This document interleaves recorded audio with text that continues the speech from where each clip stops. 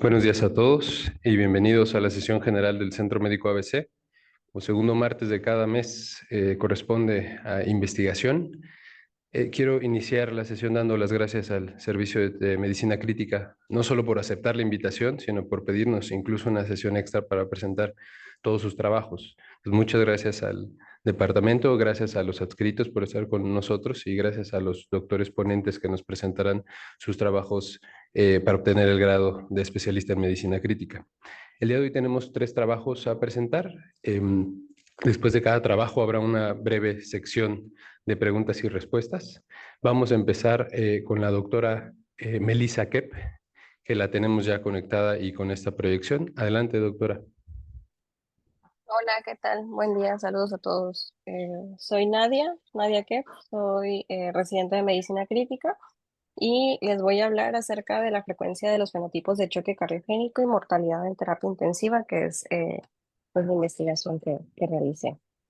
Vamos a iniciar con un preámbulo. Les voy a presentar antecedentes, introducción, material y métodos, resultados, una breve discusión y finalmente las conclusiones.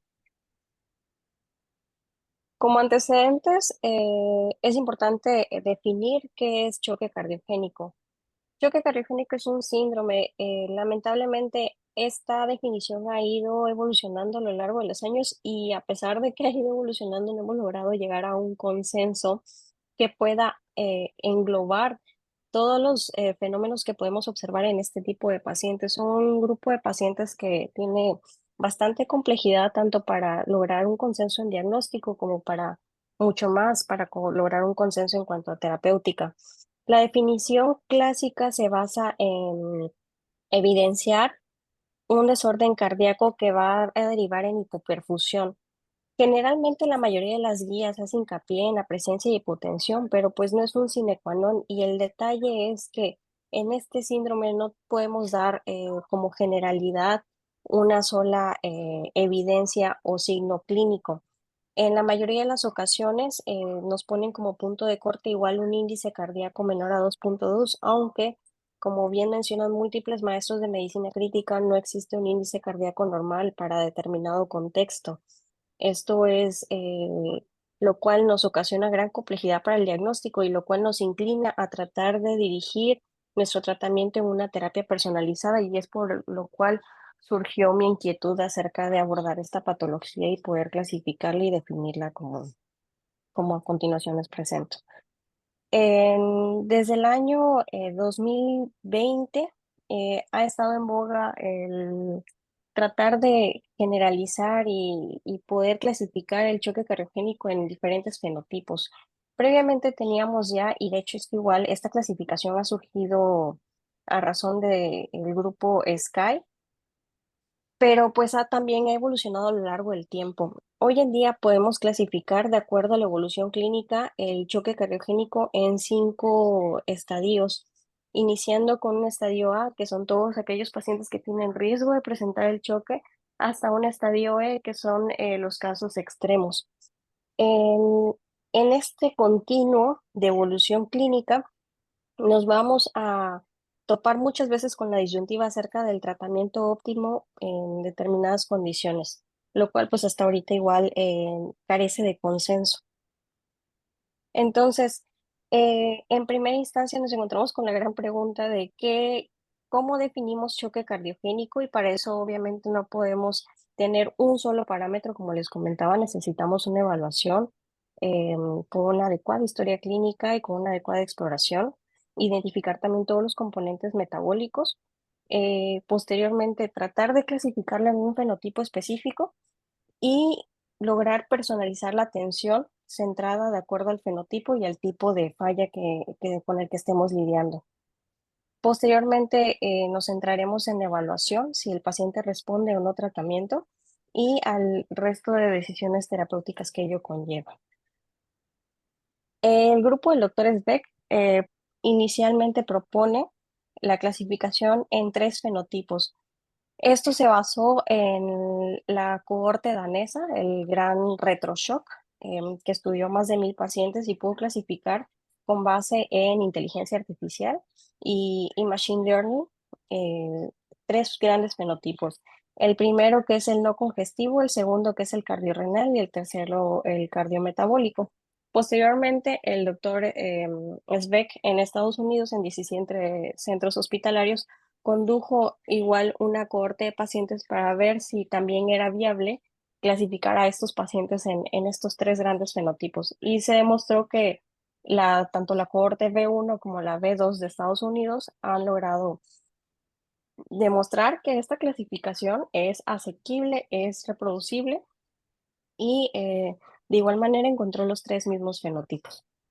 Entonces nosotros nos basamos en estos fenotipos, en los tres grandes fenotipos determinados por Cardiogenic Shock Working Group y en la aplicación, de hecho, que cualquiera puede conseguir, está disponible también para Android y iOS para emplearlo con todos nuestros pacientes. Este estudio pues tiene la desventaja de ser un estudio unicéntrico, es una cohorte histórica, es obviamente observacional. Fue un muestreo determinístico, puesto que incluimos a los pacientes que se consideraron en diagnóstico de choque cardiogénico desde enero de 2020 hasta enero de 2023. Los criterios de inclusión que utilizamos fueron pacientes mayores de 18 años y menores de 100, pacientes con diagnóstico de choque cardiogénico sin importar la etiología, hospitalizados en la unidad de cuidados intensivos al menos durante un periodo de 48 horas. Obviamente, pues tener todos los parámetros bioquímicos necesarios para la evaluación, por lo cual los criterios de exclusión son carecer de esos parámetros, la presencia ya documentada previamente de enfermedad renal crónica o ya encontrarse en terapia de sustitución renal, pacientes embarazadas con patología renal obstructiva, pacientes ya en muerte encefálica con lesión cerebral estructural, pacientes en hemorragia activa y pacientes con trombos intracavitarios. Respecto al diseño arquitectónico, el universo fueron pues todos los pacientes catalogados con diagnóstico de choque cardiogénico. Se clasificaron en fenotipos de acuerdo a la aplicación de Cardiogenic Shock Working Group y se evaluó mortalidad. Esta es la tabla número 1, las características basales más importantes de los pacientes. En esta tabla pueden observar que la gran mayoría de los pacientes se catalogaron en fenotipo tipo 1. El promedio de edades fue de 65 años. Sin embargo, pues los pacientes con mayor rango de edad fueron los que se catalogaron en el fenotipo 3. La mayor parte de nuestro universo fueron hombres y el índice de masa corporal promedio fue de 26,4 kilogramos por metro cuadrado.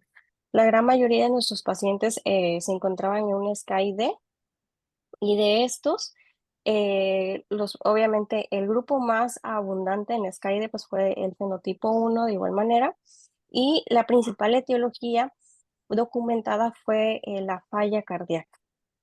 Respecto a los registros que tenemos en nuestro país, la mayor parte de los registros que existen son, uno, muy antiguos. em, Lamentablemente no hay registros actualizados respecto a choque cardiogénico. Apenas el año pasado inició una iniciativa, el TEC de Monterrey, para tratar de hacer una base de datos pues grande. Y la principal causa que nosotros tenemos documentado en el país con base en los datos previamente registrados son cardiopatías isquémicas. lo cual difiere un poco de lo que encontramos nosotros. De igual manera, de acuerdo a lo que les mencionaba previamente de retroshock y de la cohorte estadounidense, el fenotipo que ellos tienen documentado como el más frecuente es el fenotipo 2, a diferencia de lo que nosotros encontramos. Respecto a lo que les comentaba previamente, obviamente la mayor parte de los pacientes son catalogados en SCAI-D y la mayor probabilidad de progresar a un SCAI-D fueron los pacientes que se encontraron en fenotipo 1. De igual manera, estos fueron los pacientes que con mayor frecuencia tuvieron algún soporte ventricular. Los únicos dos soportes mecánicos que se emplearon durante este periodo en estos pacientes en nuestra unidad de cuidados intensivos fueron el balón de contrapulsación aórtica y la membrana de circulación extracorpórea. De estos, llama mucho la atención que la mayor parte de los soportes que se iniciaron en estos pacientes se iniciaron hasta llegar a un SCAI-E. De hecho, y la otra consideración es que pues la mayor parte de los pacientes que estaban en fenotipo tipo 1 con SCAI-D y que derivaron a SCAI-E, bueno, tuvieron en 50 y 50, fueron prácticamente 50% de los pacientes que recurrieron a asistencia con un balón y 50% con ECMO. Y de esto solamente un paciente requirió doble soporte de manera simultánea. Entonces sí llama mucho la atención en qué momento nosotros estamos haciendo la elección para iniciar un soporte mecánico. De las etiologías, como les comentaba previamente, lo que nosotros encontramos con mayor frecuencia fue falla cardíaca, diferente a lo que se había documentado previamente en nuestro país, que la causa más frecuentemente era isquémica. Lamentablemente, por el número de pacientes que recogemos en esta muestra, no resultó estadísticamente significativa la asociación con respecto a algún fenotipo en particular y la mortalidad. Sin embargo, nos permite ver tendencias de comportamiento y podemos, si bien no podemos atribuir a una causa en específico la muerte, sí vimos que hay tendencias respecto a días de estancia en unidades de cuidados intensivos. Llama la atención que obviamente nosotros podríamos asumir que el fenotipo 2 pues sería el que tuviera mayor estancia prolongada, este, y aquí pues vimos que va con mayor frecuencia en cuanto a estancia el fenotipo 1, posteriormente el fenotipo 2 y de último el fenotipo 3. Respecto al uso inotrópico, de igual manera, nosotros podríamos asumir que el paciente más críticamente enfermo es el que obviamente va a requerir mayor empleo de inotrópico. Y aquí encontramos que las mayores estancias se encontraron en pacientes sin inotrópico, lo cual nos hace pensar nuevamente en la ventana de oportunidad para garantizar una asistencia de manera oportuna, ya sea farmacológica o mecánica. Respecto al tipo a la muerte, ustedes pueden ver en estas gráficas de violín, a diferencia de los block plots mencionados previamente, aquí podemos ver tendencias más gráficas y más significativas de acuerdo al logaritmo respecto a la muerte. Respecto al índice de masa corporal, pueden observar que los pacientes que fallecieron tenían un índice de masa corporal en todas las ocasiones mayor a 25. Y respecto al tipo de choque cardiogénico, van a ver que el tipo de choque cardiogénico, que en este caso catalogué como el tipo 2, la falla cardíaca, el gran grueso de pacientes se catalogaron en este rubro en, debido a falla cardíaca crónica, en este caso descompensado, como lo demostró también RetroShock y la cohorte del doctor Beck en Estados Unidos. Respecto a la discusión, nos encontramos en la disyuntiva nuevamente de revisar, uno, la definición, o sea, cómo estamos catalogando a un paciente en choque cardiogénico. Ya no se cumple el sine qua non de que todos los pacientes con choque cardiogénico van a cursar con hipotensión, puesto que encontramos pacientes ya con datos de disfunción uni o biventricular que cursan con episodios iniciales de vasoconstricción. Y sobre esto me quiero inclinar. Dependiendo del perfil del paciente, se tiene que personalizar la terapia y decidir si el paciente es candidato a un vasodilatador, a un inodilatador o a un vasopresor. Y considerar con base en las conclusiones de este estudio el inicio más temprano de un soporte mecánico. La mayor parte de nuestros pacientes se encontraba ya en estadio D y en este caso igual es importante caracterizar la falla. la falla izquierda, falla de predominio derecho o falla biventricular y considerar el inicio más temprano y oportuno de esta asistencia. Como conclusiones les quiero dejar el mensaje de que esta clasificación en fenotipos es completamente aplicable, es reproducible, no implica mayores costos y sí nos puede hablar sobre el pronóstico con el que van a cursar estos pacientes para considerar de manera más oportuna y temprana el soporte uni o biventricular, ya sea o incluso adelantarnos un poquito a lo que nosotros estamos acostumbrados a hacer, al soporte farmacológico. Y cabe mencionar que llama mucho la atención la tendencia sobre el riesgo. Continuamente se ha mencionado de la paradoja del paciente obeso, que aparentemente es un factor protector en el paciente críticamente enfermo. Sin embargo, en estos estudios vemos una ligera tendencia. También esto se demostró en la cohorte de RetroShock acerca de, el sobrepeso y la obesidad como factor deleterio respecto al pronóstico, específicamente en choque cardíaco. Les agradezco su atención y la oportunidad. Buen día. Muchas gracias, doctora Kep.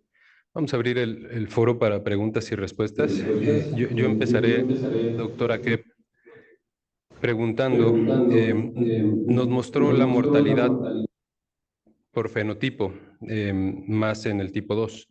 Yo quisiera preguntar, ¿esa mortalidad es baja, es alta o es igual que la reportada en los otros estudios que mencionó que tenemos?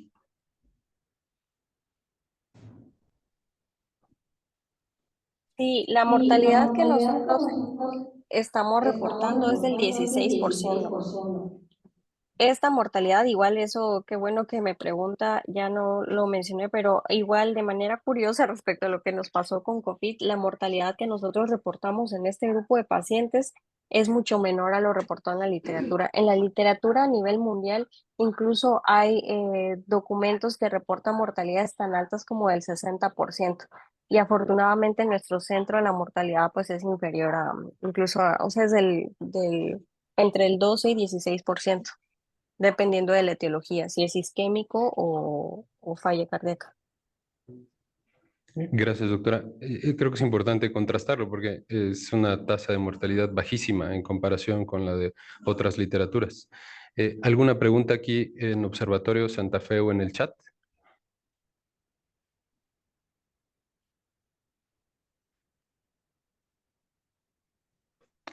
Si no es así, por favor, doctor Díaz. Aquí en Observatorio tenemos una pregunta.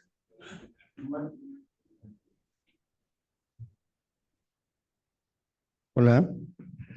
No, más que nada un comentario, digo, para los que no les quedó como muy claro el propósito del trabajo, es finalmente hacer una categorización por fenotipos de tipo de choque cardiogénico y esto lo que nos va a dar la oportunidad de asignar recursos de forma oportuna a los pacientes, ¿no?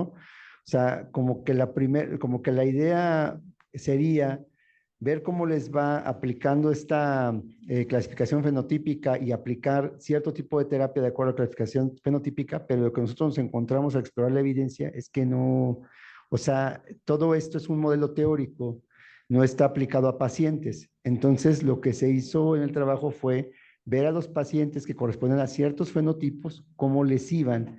Y finalmente, pues, el sesgo que da este estudio es que finalmente las intervenciones en este hospital se hacen tempranas, ¿no? O sea, yo no me voy a esperar a que el paciente haga falla orgánica. Si yo me encuentro un paciente, o sea, porque el último fenotipo es el paciente que está en choque cardiogénico y en falla orgánica, y nosotros no los dejamos llegar a la falla orgánica. Entonces, por eso la discrepancia en la mortalidad, porque lo que uno esperaría es que en el peor fenotipo uno tendría más mortalidad, pero aquí la cosa es que como se interviene de forma temprana, pues tenemos menos mortalidad, ¿no? Pero finalmente el trabajo es interesante porque, como les digo, muchas veces cuando uno se enfrenta a este tipo de pacientes y cuando ven a un paciente en choque cardiogénico, nunca se les va a olvidar, cuando ya está refractario no hay nada que hacer, ¿no? Ni dispositivo de asistencia ventricular, ni nootrópicos, ni nada.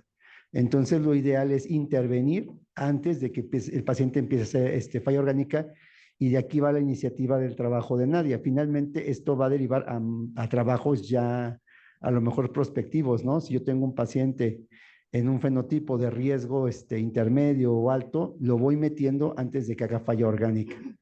Ya, listo, gracias. Muchas gracias, Alejandro. Vamos a seguir con el siguiente trabajo. Muchas gracias, doctora Kep. El siguiente trabajo será presentado en Santa Fe y está a cargo de la doctora Rocha. Doctora Rocha, adelante, por favor.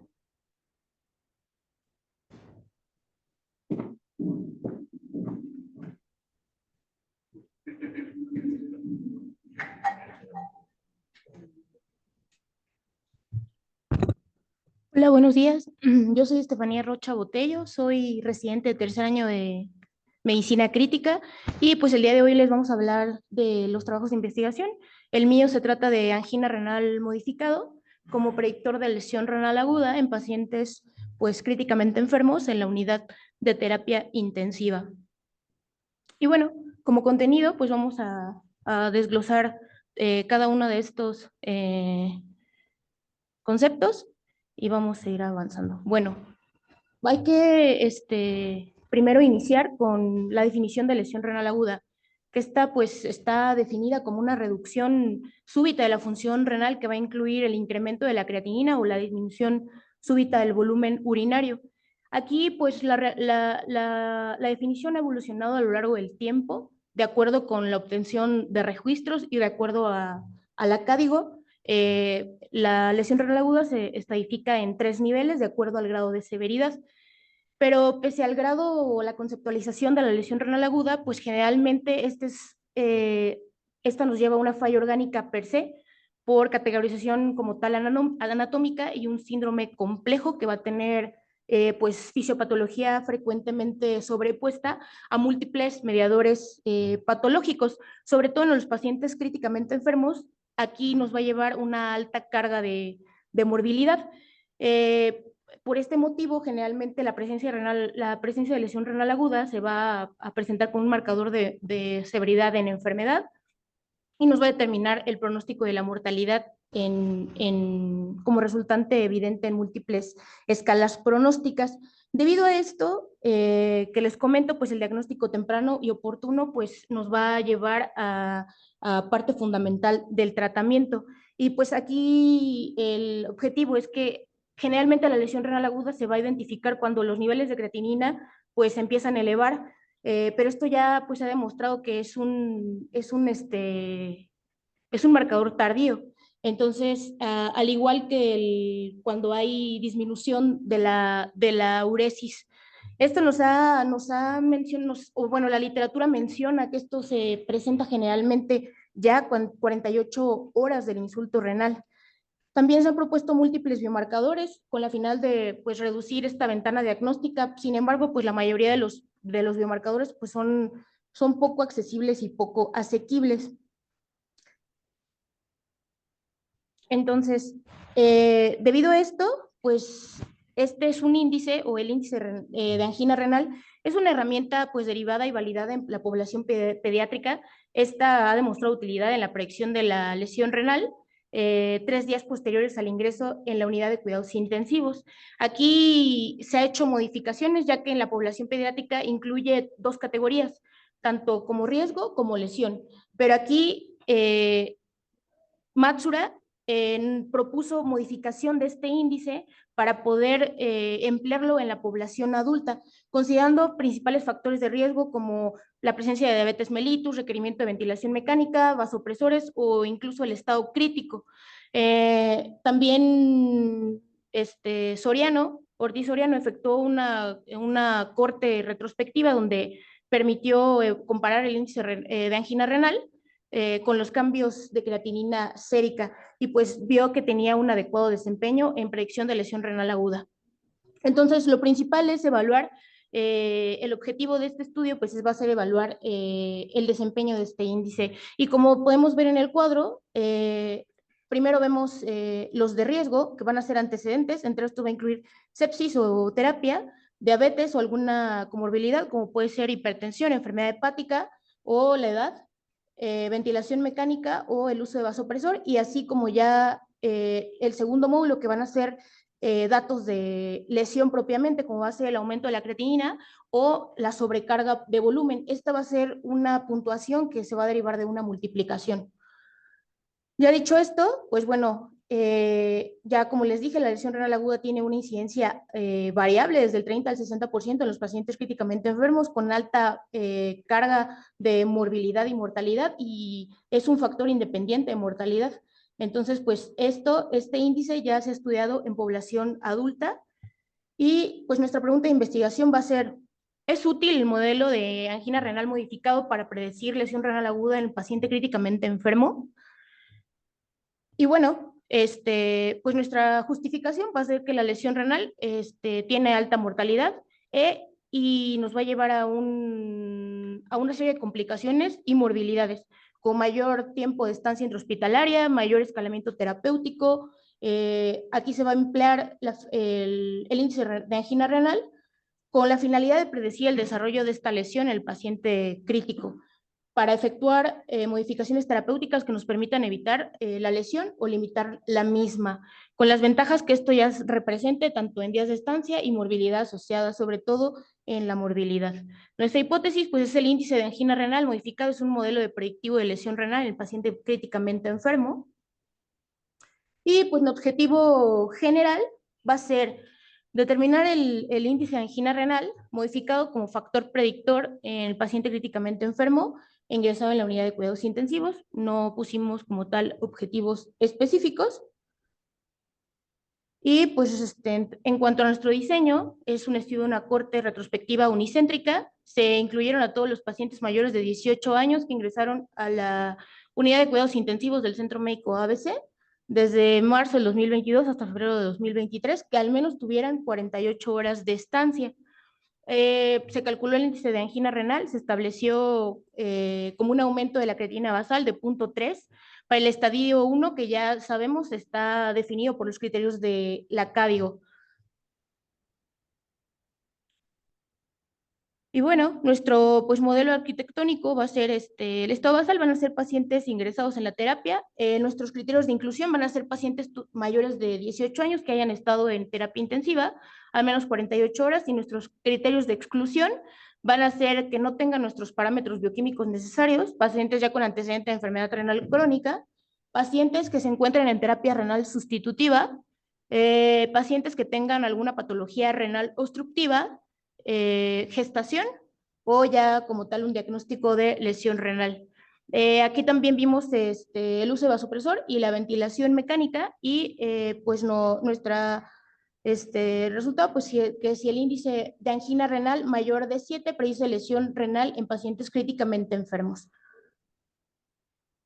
Y bueno, aquí en cuanto a los resultados, pues primero tenemos dos tablas. La primera nos habla de las características sociodemográficas en cuanto al sexo en el grupo con y sin índice de angina renal modificada. Aquí la bibliografía menciona que un índice mayor de 8 se ha visto que tiene alta sensibilidad y cierta especificidad, y ha demostrado la predicción. Entonces, en pacientes mayor de 7, vimos que generalmente pues, los grupos fueron pues, bastante homogéneos. Hubo predominio en los hombres con 60.4 en el grupo de índice de angina renal modificado, y en el de sin un índice positivo, 61.5, realmente muy similar. Igual en la edad, la media en el índice mayor de 7 fue 68.3 y de 7 o menos fue 66.42. La verdad es que pues, los grupos fueron bastante homogéneos. En esta tabla, pues aquí vemos las características bioquímicas del grupo. Medimos albúmina, estancia, lactato, uresis horaria, creatinina y creatinina a las 24 horas. Y si se fijan, pues realmente en cuanto a los dos grupos, tanto en mayor A7 en el índice renal o menor A7, pues realmente no hubo tanta variación en cuanto a cada una de las variables que tenemos aquí. Realmente, pues las únicas fue la creatinina, que es de 0.9 en el de mayor a 7 y de 0.69 en menor a 7, y pues fueron las únicas que prácticamente tuvieron como significancia estadística. El resto son bastante similares y homogéneas. La uresis pues realmente no se siguió, solamente fue la uresis al ingreso, Entonces, pues, nada más. Aquí en cuanto a las escalas de mortalidad, tenemos Apache, SAPS y SOFA, que estas son las escalas de mortalidad que generalmente nosotros medimos cuando tenemos un paciente que ingresa a la terapia intensiva. Entonces, vemos que en el grupo de un índice de angina renal modificado mayor a 7, realmente tenían escalas de mortalidad pues, más alta, ¿no? En los pacientes tuvieron peores resultados en las escalas más utilizadas en la terapia, pues en comparados con un índice de angina renal menor a 7. Y bueno, aquí tenemos esta tabla sobre estos pacientes ya prácticamente si el índice de angina renal modificado tenía predicción para la lesión renal aguda a las 24 horas posteriores al ingreso a terapia intensiva. Y realmente vimos que de los pacientes que tenían mayor a 7, pues el porcentaje fue de 75.5, menor a 7, 15.4. Entonces esto nos da o nos traduce que por cada 4.9 pacientes de índice de angina renal mayor a 7 que presentan lesión renal aguda, va a haber un paciente con índice de angina renal menor a 7 que también puede presentar lesión renal aguda. Y pues aquí hicimos área bajo la curva para el índice de angina renal modificado y la lesión renal aguda a las 24 horas. Pues el índice de angina renal nos mostró un buen desempeño en la aparición de lesión renal aguda con un área bajo la curva de 0.88, el intervalo de confianza de 80.3 a 95.7 y usando como punto de corte 7 tiene una sensibilidad de 90.9 y una especificidad de 62.9 que pues fue significativamente, bueno, tuvo significancia estadística. Y bueno, entonces nosotros concluimos que el índice de angina renal mayor a 7 es un predictor de lesión renal aguda. Esta es una herramienta útil, sencilla, aplicable, económica, nos permite anticipar desenlaces y complicaciones en la unidad de cuidados intensivos. Pero bueno, aquí como limitaciones es que fue un estudio retrospectivo, no usamos o no pudimos medir el nivel de sobrecarga hídrica.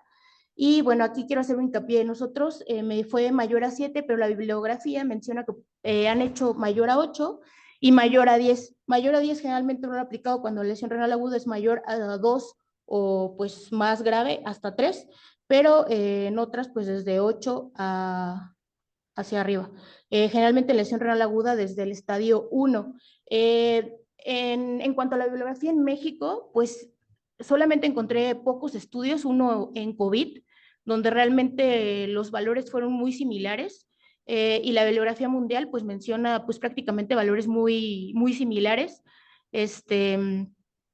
Pero pues sí nos permite usarlo porque son en las primeras 24 horas.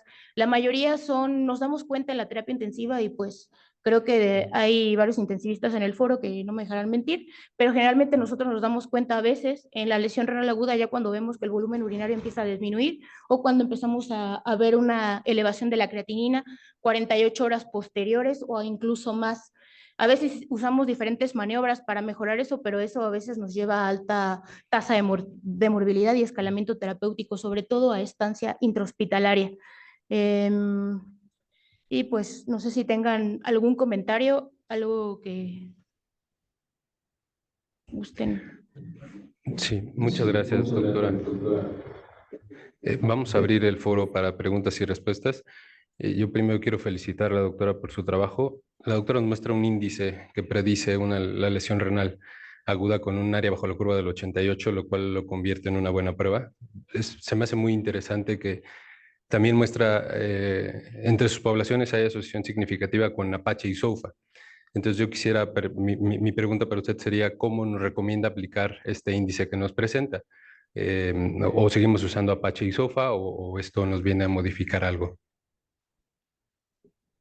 Aquí prácticamente Apache y SOFA son escalas de mortalidad que nos incluyen diferentes variables y este índice yo creo que sería bueno aplicarlo a la mayoría de los pacientes porque generalmente, viendo en retrospectiva, hay veces que nosotros ingresamos pacientes y a pesar de que tenga un SOFA no tan alto o un Apache pues moderadamente elevado o como gusten pues no tan significativo, donde dices, bueno, tal vez por escalas de mortalidad no están tan altos, pero tienen otras características los pacientes, por ejemplo, edad, no sé, un procedimiento quirúrgico mayor y para esto ya antecedentes. Entonces, hay veces que nosotros iniciamos analgesia multimodal, entre ellos nefrotóxicos o fármacos que de hecho una de las variables de la lesión renal aguda es que puede ser de la comunidad o adquirida en el hospital. Las adquiridas en el hospital generalmente son por nefrotóxicos o algo que intervenga en esto. Y no nos damos cuenta hasta que, o sea, no hacemos como medidas para prevenir la lesión renal aguda en este tipo de pacientes. Entonces, nos damos cuenta ya cuando ya tienen una lesión renal aguda totalmente establecida, de ya días o de evolución, donde pues nos dimos cuenta por parámetros bioquímicos como la creatinina o el volumen urinario, que afortunadamente nosotros en terapia intensiva tenemos muy adecuada monitorización de estas variables. Sin embargo, creo que emplear el índice de angina renal modificado en este tipo de pacientes, donde tienes unas escalas que te pueden estar elevadas o moderadamente elevadas, pues, o antecedentes previos, aunque la escala no lo ponga, por ejemplo, Apache o SOFA, no todos tienen todas las variables, podríamos implementar medidas para evitar que se produzca una lesión renal. Sobre todo, les digo a todos los que tienen algún ya factor de riesgo, que tal vez esta escala no prevé.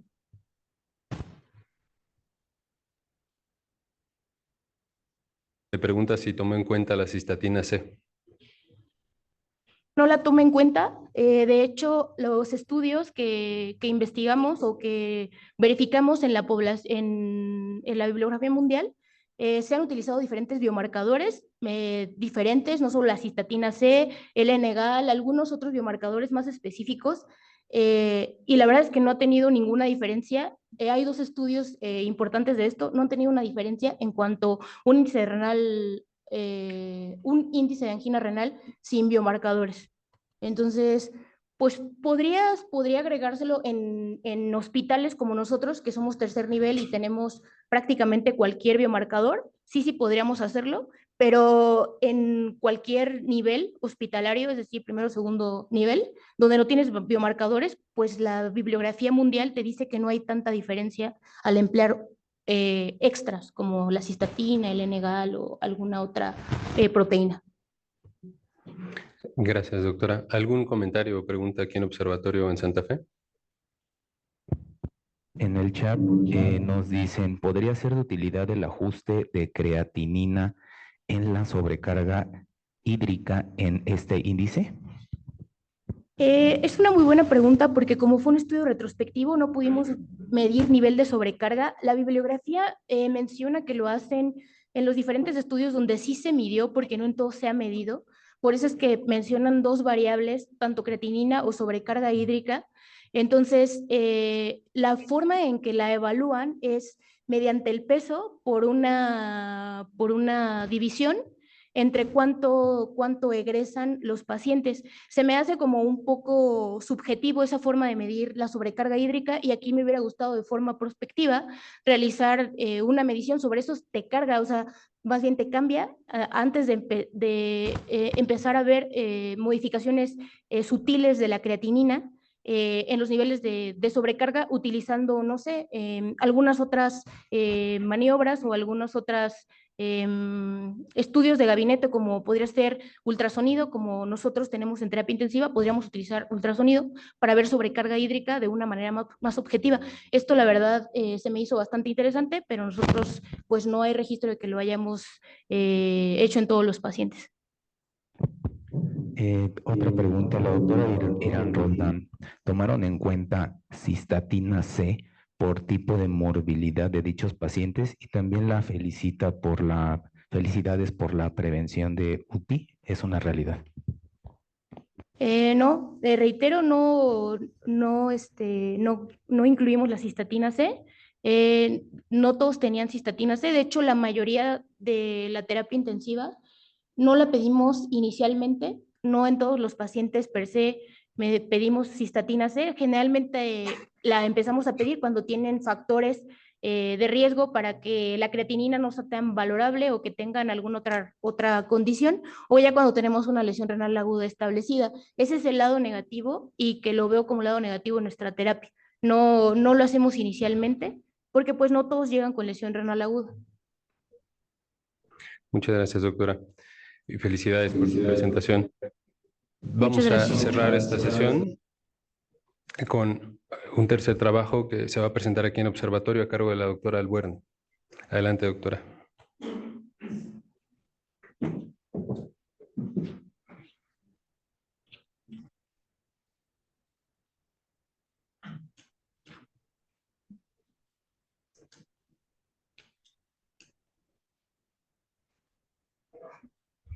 Bueno, buenos días a todos. Mi nombre es Isabel Albuerne, soy residente de terapia de tercer grado y pues el día de hoy vamos a presentar nuestro trabajo de tesis.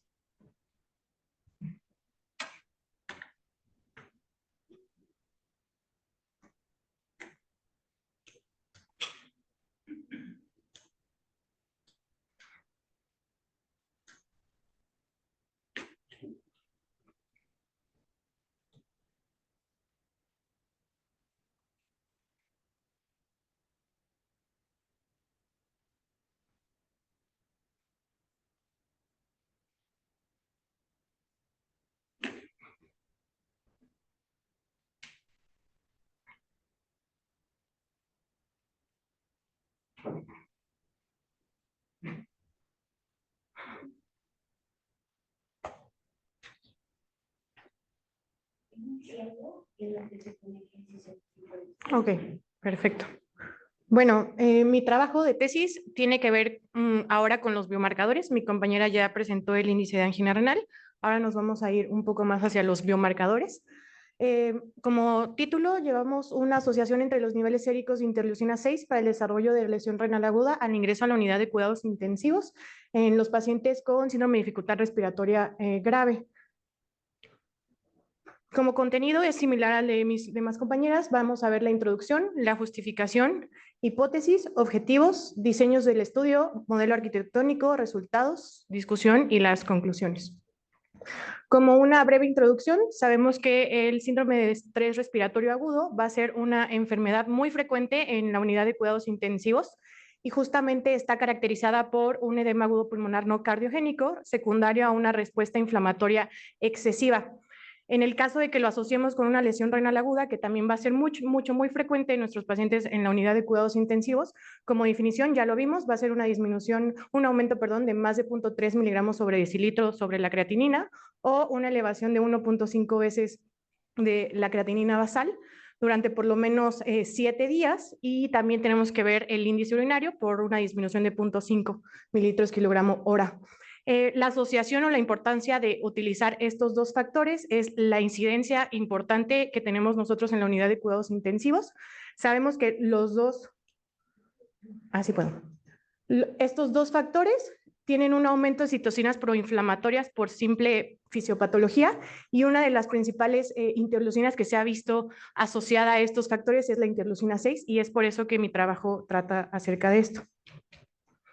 En cuanto al síndrome de distrés respiratorio agudo, sabemos que va a ser una respuesta inmune excesiva y va a tener unos niveles elevados de interleucina 6. Esto va a generar una severidad de la inflamación. Obviamente, entre más respuesta inflamatoria, mayor grave es esta fisiopatología, y eso va a generar un daño a órganos diversos. De estos órganos nos vamos a enfocar nosotros en el riñón, y justamente puede predisponer a lesión renal aguda en los pacientes en la unidad de cuidados intensivos. Tenemos que la asociación de estos dos factores puede aumentar una mortalidad hasta el 40 al 60%. También, obviamente, va a aumentar los días de estancia en la unidad de cuidados intensivos, los días de ventilación mecánica, los costos y también el pronóstico, obviamente, de los pacientes que están en la unidad de cuidados intensivos. Como una justificación, se ha visto que la lesión renal aguda se encuentra del 30 al 60% en los pacientes críticamente enfermos con diagnóstico de síndrome de estrés respiratorio agudo. Se ha visto que la interleucina es un biomarcador importante en los pacientes que están con alguna enfermedad, ya sea por ARDS y también por lesión renal aguda. Y pues justamente lo que nosotros buscamos con este trabajo es un diagnóstico oportuno de lesión renal aguda, para implementar medidas preventivas como para evitar el deterioro clínico, la disminución de la estancia intrahospitalaria, los costos y la muerte de nuestros pacientes en esta unidad. Como hipótesis, los niveles séricos elevados de interleucina 6 se asocian a desarrollo de lesión renal aguda, al ingreso a la unidad de cuidados intensivos en los pacientes en la unidad de cuidados intensivos, con síndrome de estrés respiratorio agudo grave. Como objetivo principal o general vamos a tener la determinación de la asociación de estos niveles en los pacientes con lesión renal aguda y ARDS grave, y específicos van a ser los determinar factores que tienen impacto en el desarrollo de lesión renal aguda, determinar si se lograba un punto de corte de interleucina 6 para la población en estudio, y también determinar el rendimiento predictivo de la interleucina 6 como biomarcador para lesión renal aguda. Este estudio va a ser un estudio de corte histórica, fue retrospectivo, observacional, se llevó a cabo de marzo del 2020 hacia marzo del 2024. Fueron en total una recolección de 98 pacientes con diagnóstico de ARDS grave, y esta recolección de datos se llevó a cabo en Excel. Como criterios de inclusión van a ser todos los pacientes mayores de 18 años ingresados a la unidad de cuidados intensivos, el sexo fue indistinto, pacientes bajo ventilación mecánica invasiva, pacientes con diagnóstico de síndrome de estrés respiratorio agudo grave según los criterios de Berlín, obviamente aquí cabe recalcar que la etiología era indistinta, pacientes con niveles de interleucina 6 que tuvieran a su ingreso, y pacientes con niveles de creatinina al ingreso a las 48 y a las 72 horas. En cuanto a los criterios de exclusión, van a ser todos los pacientes que ya tenían un diagnóstico de lesión renal aguda al ingreso, con diagnóstico también de enfermedad renal crónica previa al ingreso, la terapia sustitutiva de la función renal previa al ingreso, los pacientes que estuvieran bajo trasplante renal, pacientes con tratamiento previo de tocilizumab o glucocorticoides, pacientes embarazadas y pacientes con voluntad anticipada. Nuestro modelo arquitectónico van a ser pacientes mayores de 18 años que tuvieran diagnóstico de ARDS grave, ingresados a la unidad de cuidados intensivos. Tenemos que la maniobra que vamos a medir van a ser los niveles séricos de interleucina 6, y justamente vamos a evidenciar la lesión renal aguda en estos pacientes según la clasificación de la CADIGO. Como demarcación diagnóstica, el universo van a ser todos los pacientes en el Centro Médico ABC, tanto Santa Fe como Observatorio, los criterios de selección que ya los mencioné anteriormente, y también los niveles de creatinina al ingreso a las 48 y a las 72 horas. Como resultados secundarios, también ya los mencionamos anteriormente, que son los factores que tienen impacto en el desarrollo de la lesión renal aguda, el punto de corte de interleucina 6 y también el rendimiento predictivo para la lesión renal aguda según la interleucina 6. El análisis estadístico se llevó a cabo con las variables categóricas medidas por prueba de Chi cuadrada, las variables continuas, prueba T-Student. Se llevó a cabo una evaluación por análisis de curva de ROC de esta prueba como biomarcador. El valor significativo fue una P de menos de 0.05. Se llevó a cabo con este programa, STATIX 25. Y se llevó también a cabo un coeficiente de correlación de Spearman para saber si los valores de interleucina 6, conforme fueron pasando el tiempo, si la creatinina asociada a los niveles de interleucina 6 se llevó a cabo una asociación importante. En cuanto a los resultados, quiero hacer principal énfasis. El total fueron los 98 pacientes que ya les comentaba anteriormente. Los pacientes con lesión renal aguda fueron en total 39 y los pacientes sin lesión renal aguda fueron en total 59. En cuanto a la edad media fue 61 años. El sexo, pues, más frecuente asociado a lesión renal aguda fue los pacientes masculinos. La comorbilidad más frecuentemente registrada en este estudio fueron pacientes con hipertensión arterial, que sabemos que también se ha asociado con lesión renal aguda. En cuanto a la neumonía, dividimos según los años del estudio, fue desde el 2020 cuando empezó nuestra pandemia, entonces encontramos pacientes también con COVID y agregamos también pacientes con no COVID, entonces hicimos una diferencia importante en el estudio. Como vemos, y como dice también la bibliografía, contrario a lo que muchos pensaríamos, se vio que la presencia de lesión renal aguda en los pacientes con no COVID fue todavía más frecuente que en los pacientes que no tenían COVID. También en cuanto a la creatinina, el valor más frecuentemente registrado fue de 1.2. Y también la tasa de filtrado glomerular, aunque no fue relativamente significativa, también la calculamos de todos nuestros pacientes. Y pues nada más. En cuanto al área bajo la curva, en este caso no fue una prueba significativa, fue de 0.56, llevando a una P de 0.259. Sin embargo, conforme les voy a ir presentando el trabajo, al momento de hacer un coeficiente de correlación de Spearman, encontramos que quizás al medir la creatinina al ingreso y a las 48 horas no se encontró una correlación directa. Sin embargo, conforme fue pasando el tiempo hasta las 72 horas, se encontró una diferencia significativa en los pacientes y en la asociación con interleucina 6 como biomarcador. Se evidenció también que a partir de 25 picogramos por mililitro de interleucina 6 al ingreso, los pacientes presentaban concentraciones de creatinina sérica elevadas a las 72 horas, con una P de 0.047. Esto es importante porque actualmente no ha habido un estudio que empiece a tener como un biomarcador con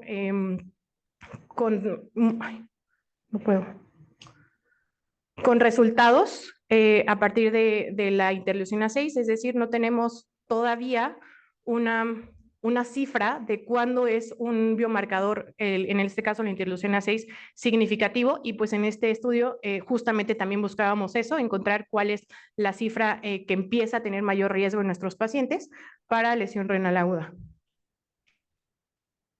En cuanto, conforme fue pasando el tiempo, ya les comentaba, quizás al ingreso no fue relativamente significativo, pero conforme fue pasando el tiempo, el porcentaje de creatinina elevado fue cada vez mayor, es decir, hasta las 72 horas se evidenció un incremento de la creatinina y esto fue considerablemente importante dependiendo del valor que nos daba la interleucina 6, es decir, si tenemos una interleucina 6 mayor de 16 picogramos sobre mililitros, tenemos un factor de riesgo de presentar lesión renal aguda hasta en un 13%. En el caso de los pacientes que tenían una interleucina mayor de 42 picogramos por mililitro, tenemos un riesgo de 21.3 de presentar lesión renal aguda, según los niveles de creatinina a las 72 horas. Y pues obviamente entre más tengamos más de 109 picogramos por mililitro de interleucina 6, tenemos hasta un 30.9% de presentar lesión renal aguda en los pacientes según la creatinina a las 72 horas. Como discusión, ya les mencionaba que la asociación significativa al ingreso no fue significativa, pero sí fue significativa a las 72 horas. Esto puede ser debido a que los niveles de interleucina 6 al ingreso no predicen como tal significativamente la lesión renal en un inicio. Hay diversos estudios que mencionan que se puede elevar hasta por lo menos 10 días después de la lesión renal aguda, entonces puede ser un biomarcador que nos permita saber el pronóstico de nuestros pacientes y que pues a la larga pueda generar enfermedad renal aguda y ya una enfermedad renal crónica. Investigando y diversos bibliografías mundiales mencionan que esto probablemente sea por múltiples mediadores que pueden influir en la función renal. También la correlación de la creatinina a las 72 horas nos sugiere que la interleucina 6 como biomarcador podría reflejar un deterioro renal progresivo, como ya comentaba, y los valores de corte y creatinina pueden generar un impacto directo en la interleucina 6 más evidentes en las etapas posteriores a la enfermedad. En cuanto a las limitaciones, vamos a tener diversas. El tamaño de muestra, quizás podríamos haber aumentado un poco más nuestro tamaño de muestra. También en este caso fue un estudio retrospectivo observacional. La medición de la interleucina 6 la solicitó relativamente el médico tratante, no sabemos las causas por las cuales se solicitaron y pues también eso pudo haber generado un sesgo de selección. La medición de interleucina 6 en un solo punto de tiempo, o sea, al ingreso, puede no captar adecuadamente las variaciones dinámicas en los niveles de inflamación. La presencia de múltiples comorbilidades podría haber complicado la interpretación de la relación de interleucina 6, lesión renal aguda y síndrome de estrés respiratorio agudo. Se evaluó también la capacidad predictiva de interleucina 6 como biomarcador único, es decir, se ha visto que actualmente si mencionamos varios o utilizamos varios biomarcadores, podríamos tener mayor sensibilidad y especificidad de estas pruebas. Entonces, en este caso, pues solo utilizamos como biomarcador la interleucina 6, entonces pudo haber sido una limitante. También el costo y acceso, pues obviamente ahorita estamos en un hospital privado y pues por eso justamente utilizamos este biomarcador, pero puede que en otros hospitales no tengamos esta prueba disponible. Como conclusiones, A pesar de no observarse una asociación significativa entre la interleucina 6 al ingreso y el desarrollo de lesión renal aguda en pacientes con síndrome de distrés respiratorio grave, se observó una correlación directa en los pacientes que tenían una creatinina elevada por más de 72 horas.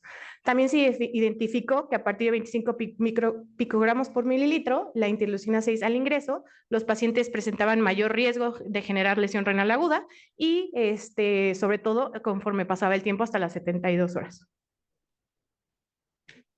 Sí, gracias.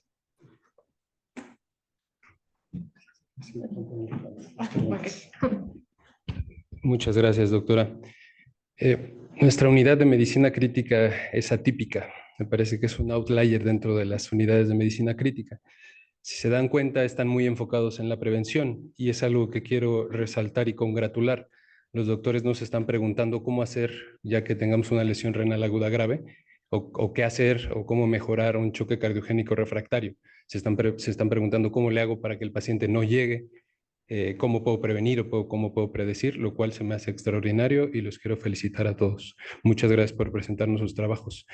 Vamos a abrir el foro a preguntas y respuestas aquí en Observatorio Santa Fe o en el chat.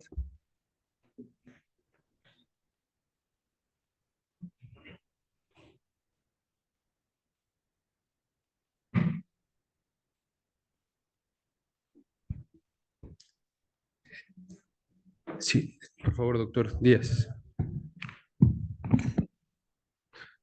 En el chat, ¿podría ser de utilidad ajuste de creatinina a la sobrecarga hídrica en este índice? Yo creo que se refiere a la presentación previa. Excelente presentación, también los felicita.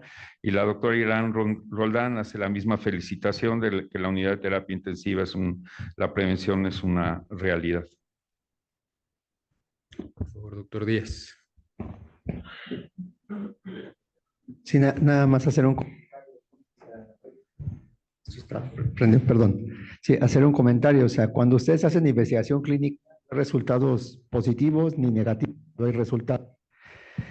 En este caso, la premisa era el paciente tiene más falla orgánica. Entonces, yo voy a tomar en cuenta una molécula que me habla de inflamación, que es interleucina 1 o 6. En este caso, por el COVID, se pedía mucho la interleucina 6 para ver la posibilidad de iniciarle inhibidores, ¿no? Porque existía esta teoría de que si bajábamos la inflamación, podíamos bajar falla orgánica. Entonces, en ese sentido empieza la inquietud y lo que nosotros vemos en la práctica, ¿no? Más inflamado, más falla orgánica. Y en este caso, pues no se ve porque muy probablemente no se presentó el desenlace, ¿no? O sea, la incidencia de falla renal fue baja.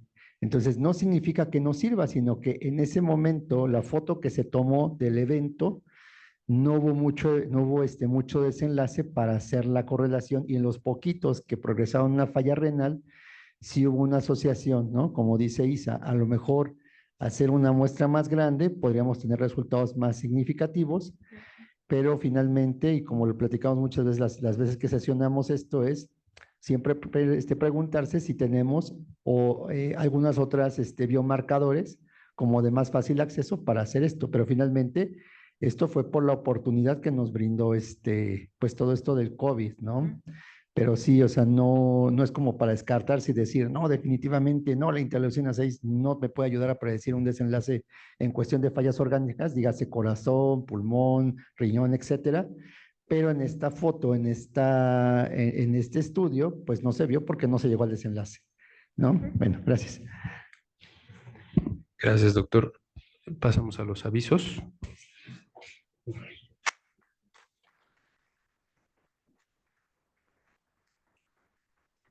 Muchísimas gracias a los tres residentes que presentaron. Se les otorgará la carta de agradecimiento y reconocimiento a estos excelentes trabajos. Tenemos además 4 anuncios de la asociación. Uno, recordar la sesión científica para la semana próxima para que nos acompañen. El segundo es la parte de las jornadas. Invitarlo, bueno, esta es la clase de cocina. Recordar, o quien no sabe, el último jueves del mes Tenemos clase de cocina, quien quiera participar, están los datos para contactarse a través de la asociación y se pueden inscribir, pueden venir con un acompañante, es una parte muy agradable. Cocinamos, cenamos junto lo que cocinamos, entonces siempre hay temática. La siguiente va a ser las jornadas médicas, todavía hay espacio, les invitamos igualmente a que se inscriban y participen, que participemos como comunidad. Y recordar también el torneo de golf, que es el miércoles 4 de diciembre en el Club de Golf Bellavista, para que puedan inscribirse y participar. Muchísimas gracias.